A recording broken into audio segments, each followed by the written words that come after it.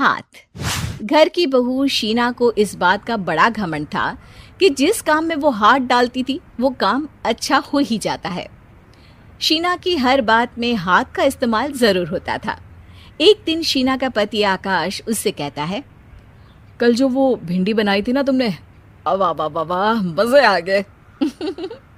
मैंने अपने हाथों से बनाई थी। मेरे हाथों में वैसे भी जादू है, जिस चीज को छू लेती हूँ सोना बन जाती है। अब ये थोड़ा ज्यादा हो रहा है। मतलब अगर हर चीज को छू के सोना ही बना देती हो तुम, तो हमारे नाम के पीछे भी अंबानी लगा देते हम। चुप रहो, मुंह पे हाथ रख लो, कुछ भी बोलते रहते हो। शीना की सास बगिया से पूजा के लिए फूल चुन रही थी। सुंदर, अति सुंदर, कितने प्यारे गुलाब के फूल हैं। भगवान जी खुश हो जाएंगे। मैंने अपने हाथों से जो पौधा लगाया था, मेरे हाथों की कोई भी चीज़ बेकार नहीं जाती। हाँ बेटा, सही कह रही है। इसीलिए तो तुम्हारे पिताजी से मैंने अपने बेटे के लिए तुम्हारा हाथ मांगा था। और उन्होंने हाथों हाथ में मेरा हाथ आपकी बेटी के हाथ में दे भी दिया था। हाँ बेटा, वो तो है, पर मुझे ये बता, तू ये हर बात में हाथ क्यों बीच में लेकर आती है? माँ जी, पंडित जी ने हाथ मेरा देखकर नैनीताल में कहा था कि मेरे हाथ जगन्नाथ हैं, मेरे हाथों से कभी कोई काम नहीं बिगड़ेगा।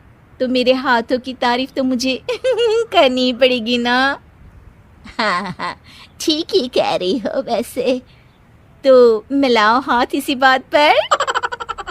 शीना को न सिर्फ इस बात पे गर्व था कि उसके हाथ से सब अच्छा होता है, बल्कि घर के सारे काम भी वो पहले अपने हाथ से करती, फिर कोई दूसरा उन कामों को कर पाता।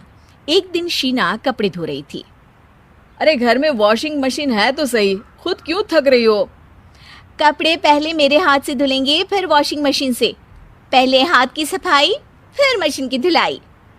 अगर आज डाकू गब्बर सिंह होता ना, तो वो ये हाथ मुझे दे दे ठाकुर, तुमसे जरूर कहता, और मैं तो दिलवा भी देता तुम्हारे हाथ।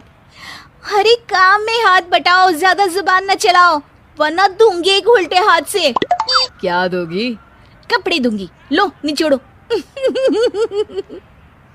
ऐसे ही एक दिन, अरे बहू, ये सोफे पर चढ़कर हाथ से पंखा क्यों घुमा रही हो? माँ जी, क्योंकि मेरे हाथ से घूमेगा तो ज्यादा अच्छे से हवा देगा। अरे बेटा, फिर तो तुम गाड़ी का पहिया भी हाथ से घुमा के मायके जाया करो। एक बार आकाश ने घर पर कार लाने की बात छेड़ी। माँ, सोच रहा हूँ कि एक कार लेकर आता हूँ। ले ले बेटा, क्यों नहीं? अरे पैसे हो तो हवाई जहाज भी ले लेना। हाँ, पैसा तो हाथ का मेल है, ले लेते हैं।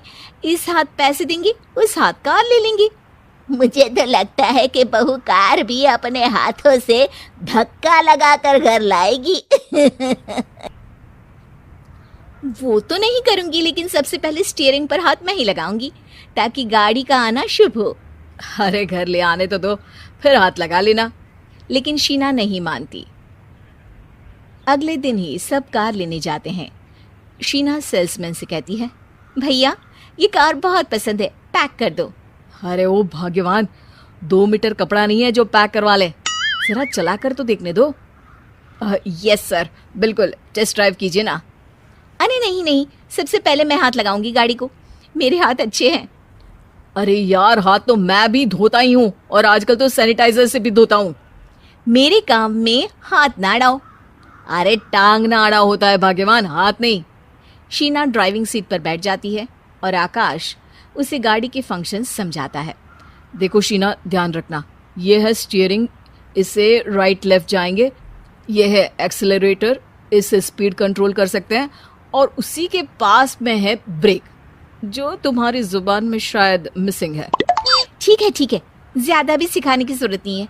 मेरी माँ तो कहती है कि मैं अगर अपनी शुभ हाथ लगा दूं तो जग घूम जाए। तो ये स्टीयरिंग क्या चीज़ है? शीना गाड़ी स्टार्ट कर देती है और स्टीयरिंग को घुमाते हुए एक्सेलरेटर पर धीरे से पैर रखती है और शोरूम के बाहर के एरिया में ही गाड़ी घूमने लगती है, जहाँ दूसरी गाड़ियाँ भी रखी हैं। देखा मेरे हाथों का कमाल। अब ब्रेक दबा दो, आगे गाड़ी है। शीना आगे गाड़ी देखकर घबरा जाती है और पाँव गलती से एक्सीलरेटर पर पड़ जाता है। कार आगे खड़ी एक बड़ी गाड़ी में घुस जाती है। दोनों कार से उतरते हैं। सेल्समैन भागते हुए आता है। अरे 7 लाख की गाड़ी खरीदने आए थे और 15 लाख की गाड़ी ठोक दी। Oh my God. आकाश की माँ, आकाश और शीना घबरा जाते हैं। इतना सारा पैसा कहाँ से आएगा? तभी वहाँ मैनेजर भी आ जाता है। पूरा माजरा समझता है।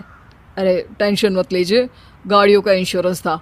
आप जो कार लेने आए थे वही खरीद लीजिए। पर मैडम, जब तक आप सीख ना ले तब तक गाड़ी मत चलाइएगा।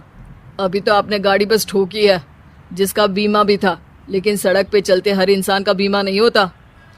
अरे मेरे हाथों से ठुक भी गया ना तो उसकी जिंदगी बन जाएगी, और अगर चला भी गया तो स्वर्ग ही पाएगा। मैनेजर साहब, मेरे हाथ में कोई दिक्कत नहीं है, वो तो बस पाँव गलत जगह पर चला गया था। शीना की बात सुनकर आकाश अपना सर पीटता है और उसकी सास अपने हाथ से खुद का मुंह छिपा लेती है और मैनेजर हाथ जोड़कर माफी मांग लेता है।